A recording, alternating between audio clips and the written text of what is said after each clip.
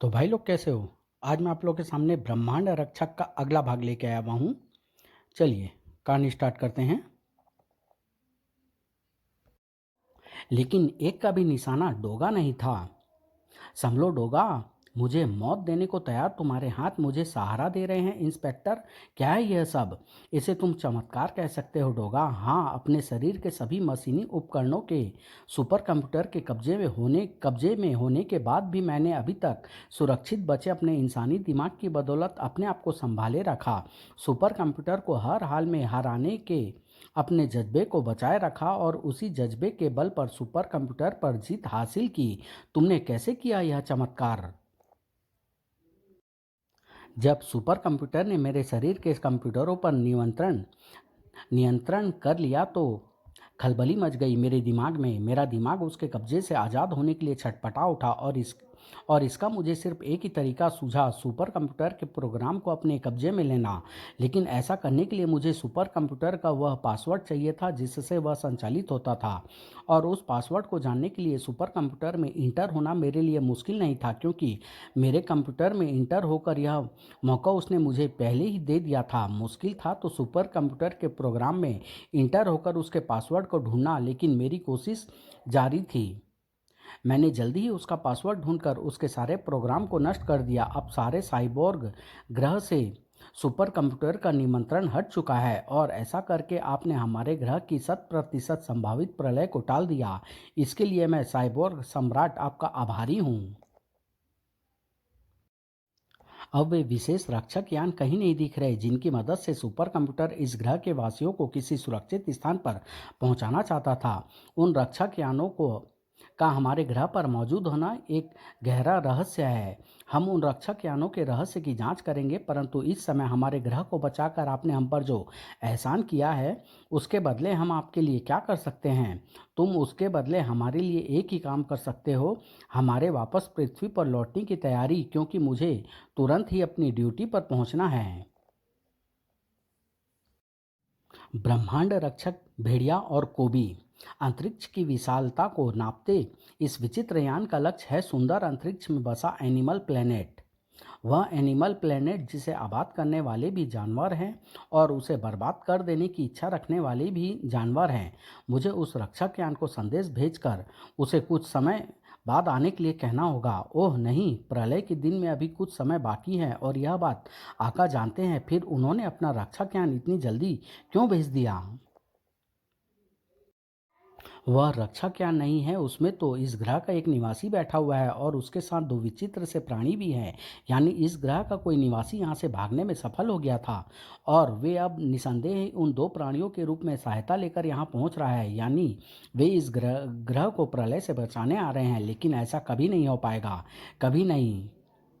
वे तीनों हम animal planet पर पहुँचे हैं एनिमल प्लेनेट पर जिनके स्वागत की तैयारी हो रही थी, और वो मेरे ही परिवार वाले हैं जो मेरी ही तरह एक गुप्त स्थान पर छिपकर अभी तक बचे हुए हैं। वे हमारे स्वागत के लिए आ रहे हैं। तुम्हारे ग्रह पर खतरनाक हथियारों की मदद से स्वागत करने का रिवाज है, नहीं तो फिर अपनी कमर कस लो, क्योंकि जिन्हें तुम अपने परिवार के सदस्य कह रहे हो वे हमारा स्वागत करने नहीं, हमें मृत्यु देने आ रहे हैं। ओफ नहीं, जॉनी बोर अपनी पूरी शक्ति से चीखा। तुम इन्हें समझाने की कोशिश कर रहे हो जॉनी बोर? बेकार है तुम्हारी यह कोशिश। इनका दिमाग ठिकाने लगाना है तो इनकी ठोकाई शुरू कर दो। कोबी ठीक कह रहा है जॉनी बोर, हमें भी वार का जवाब वार से देना होगा। शाबाश, अपना पेट भरने के बाद मैं भी तुम्हारे साथ इस ठोकाई प्रोग्राम में हिस्सा लूंगा। तभी दहाड़ों और चित्कारों की आवाज़ों ने सभी का ध्यान अपनी तरफ खींच लिया। ओह, खूंखार जानवरों का एक बड़ा झुंड हमारी तरफ ही बढ़ रहा है। ओह नहीं, ये तो मेरे वे वफादार साथी है जो इस ग्रह की प्रलय को टालने के लिए मेरा साथ दे रहे थे। मेरी तो समझ में कुछ नहीं आ रहा। जिन्हें तुम अपना परिवार और अपना साथी कह रहे हो वही हमें मार देने पर उतारू है। यही तो है हमारे ग्रह की प्रलय, और यह प्रलय हमारे ग्रह की भारी जनसंख्या को ली गई है। इस ग्रह के वासी न सिर्फ पैदा होते ही अपने बच्चों को मार देते हैं, बल्कि भाई बहन दोस्त मित्र सभी एक दूसरे को मार रहे हैं। इसी प्रलय के कारण इस ग्रह की मृत्यु दर तेजी से बढ़ती जा रही है और जन्म दर एकदम खत्म हो चुकी है, क्योंकि अपने ही अपने को खत्म करने पर तुले हैं। हमारे वैज्ञानिकों वैज्ञानिकों ने पता लगाया है कि इस ग्रह के वातावरण में ही कोई ऐसी बीमारी फैल गई है जिसके कारण यहाँ के प्राणी एक दूसरे को मार देने पर उतारू हैं और इस बीमारी का कोई इलाज नहीं। इसलिए मैंने और इस बीमारी से बचे मेरे अन्य साथियों ने फैसला किया था कि रहने के लिए किसी नए ग्रह की खोज की जाए या बचाव का कोई अन्य उपाय खोजा जाए। अब जब मैं तुम्हारे रूप में इस उपाय को यहाँ लेकर पहुँचा हूँ तो यहाँ मुझे अपने साथी भी इस ग्रह के वातावरण में फैली बीमारी की चपेट में आए दिखाई दे रहे हैं। अब प्रलय निश्चित है। ऐसा नहीं है, इस प्रलय को यहाँ से टाल कर ही भेड़िया यहाँ से जाएगा, क्योंकि मैं समझ चुका हूँ कि यह बीमारी स्वाभाविक नहीं है। अगर ऐसा होता तो तुम और तुम्हारे साथी अभी तक उस शिकंजे से बचे ना रहते। तुम्हारा इस तरह बचे रहना ही इस बात का सबूत है कि इस ग्रह की प्रलय जनक बीमारी के पीछे कोई रहस्य छिपा हुआ है, और वह रहस्य क्या है मैं उसे उजागर करके इस प्रलय का नाश करके रहूँगा। वाह, इस पृथ्वीवासी में अगर जोरदार ताकत भरी हुई है तो गजब का दिमाग भी है। अगर मैं अपनी तरंगों के जाल में इसे फंसा लूँ तो मेरे काम को यह चुटकियों में कर सकता है। ओह, ये क्या, रक्षक यान भी आ पहुँचे। अब तो उस पृथ्वी के प्राणी को तुरंत ही अपने कब्जे में लेना और भी ज़्यादा जरूरी हो गया है, ताकि उसके आतंक की दहशत से इस ग्रह का हर प्राणी रक्षक यानों में शरण लेने के लिए भाग खड़ा हो। भेड़िया के सामने पहुंचते ही उसे ज़्यादा देर नहीं लगी। तुम कौन हो?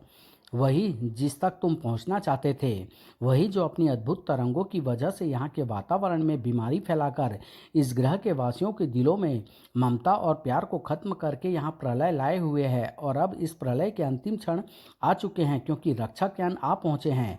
प्रलय अब इस ग्रह के वासियों पर नहीं, तुझ पर टूटेगी शैतान।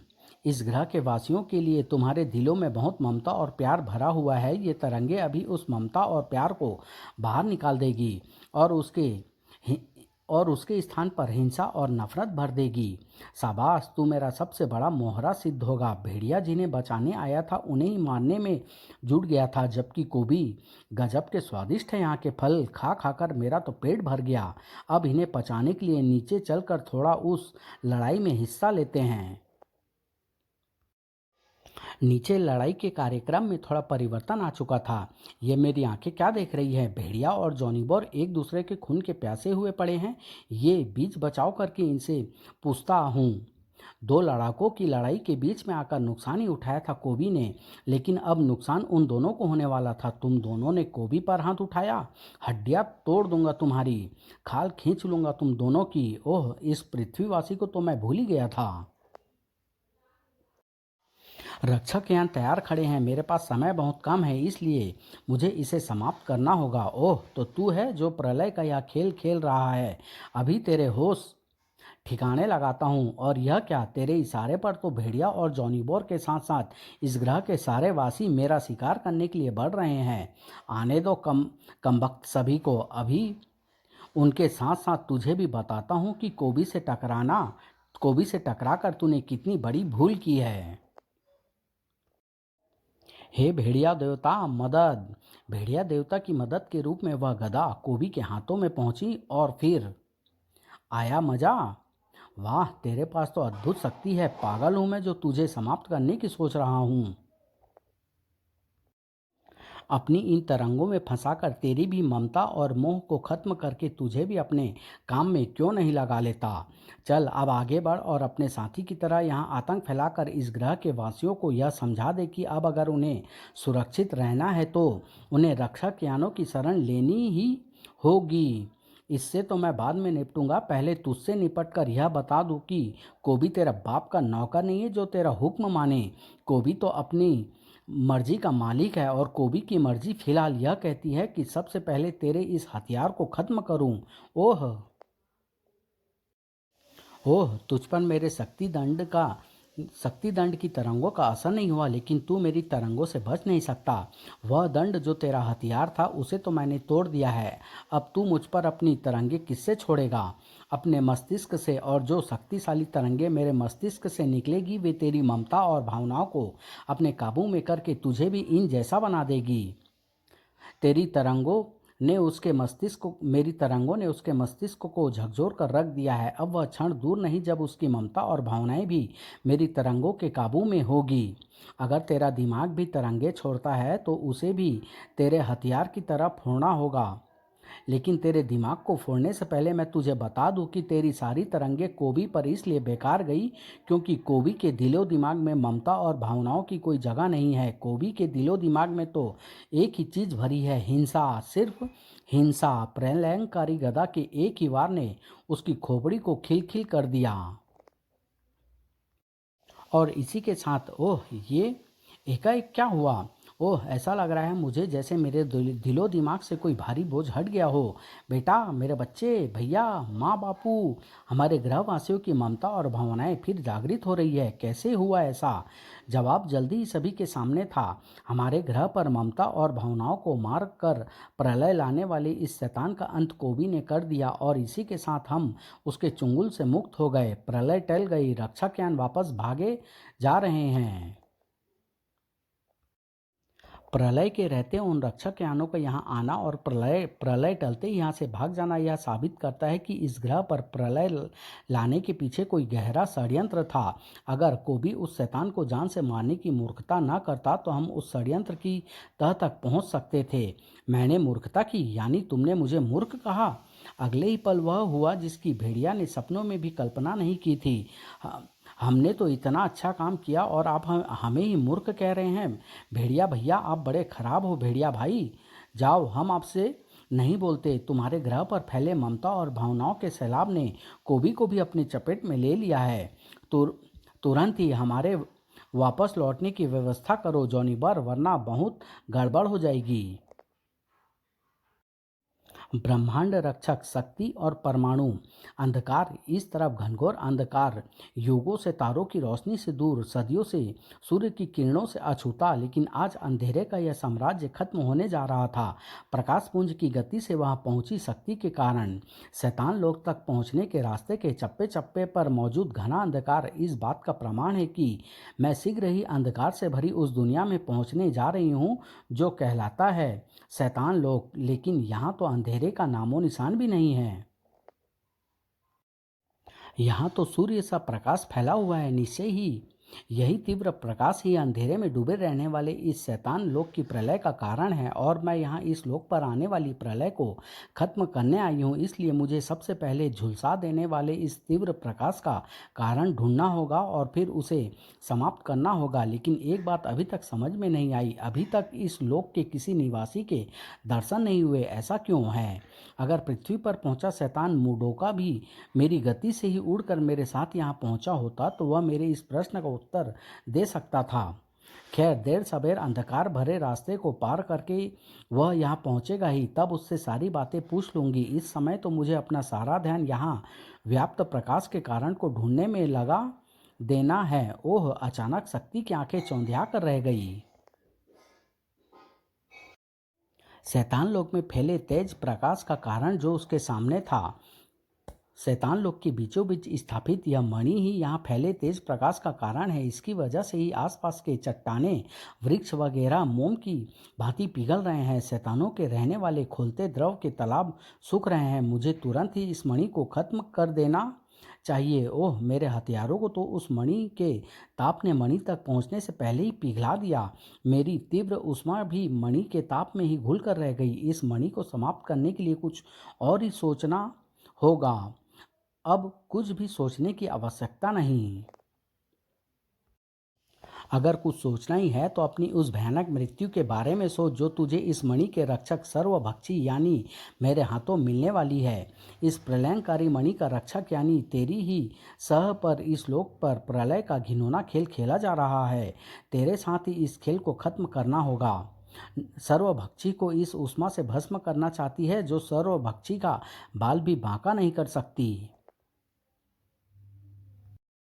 जबकि सर्वभक्षी का वार तुझे मटिया-मेट कर सकता है और ये वार है उन सभी चीज़ों का सर्वभक्षी ने जिनका भक्षण किया है। वो सर्वभक्षी के शरीर से कई भयानक शैतान उल्काएँ, भयंकर ज्वालाएँ और न जाने क्या-क्या भयानक चीज़ें निकल कर मुझे अपना निशाना बनाना चाहती है। मुझे इनसे बचना होगा। और अपनी ऊष्मा से यहाँ जमीन में मौजूद लोहे के कणों को हथियार का रूप देकर अपना बचाव करना होगा। ओह नहीं, मेरी ऊष्मा से यहाँ की जमीन से कोई हथियार नहीं निकला। इसका एक ही मतलब है, यहाँ की जमीन में लोहे के कण व्याप्त नहीं। कोई बात नहीं, मैं यहाँ के चट्टानों से ही काम चलाऊंगी, जो हवा में लहरा कर मुझ पर वार करने को बढ़ती उल्काओं को तो नष्ट करेगी ही, साथ ही मेरी ऊष्मा से पिघल कर मुझ पर झपटने वाले शैतानों पर लावा बनकर बरसेगी। खूब बची, लेकिन इस रक्त द्रव से कैसे बचेगी जो बड़े से बड़े पर्वतों को पलक झपकते ही पिघलने का तेज रखता है। सर्वभक्षी ने अपने मुंह से मुझ पर जो रक्त द्रव उगला है, वह अपने सामने आई हर चीज को पिघलाता मेरी तरफ बढ़ रहा है, और मैं अपनी तीव्र उष्मा से भी उसे सुखा भी नहीं पा रही हूँ। द्रव को सुखाना आसान नहीं, ये तो तुझे पिघलाएगा ही पिघलाएगा। उड़ती बहुत है तू, अभी तेरी उड़ान को शांत किए देता हूँ। सर्वभक्षी के शरीर से निकली सैकड़ों भुजाओं ने मुझे जकड़ कर नीचे पटक दिया है, और ये मुझे छूटने भी नहीं दे रही। बेकार है तेरी छूटने की कोशिश, अब तो तू पिघल कर ही उन बंधनों से छूटेगी, और तेरे पिघलने का समय आ गया है, क्योंकि रक्त द्रव और तुझमें अब ज़्यादा दूरी नहीं बची है। शक्ति और रक्त द्रव के बीच सचमुच कुछ ही फासला था, और इस फासले के खत्म होते ही शक्ति भी खत्म हो जाने वाली थी। ये कहानी भी मैं यहीं समाप्त कर रहा हूँ। इसका अंतिम और लास्ट भाग बहुत जल्द आप लोग के सामने लेके आऊँगा। धन्यवाद।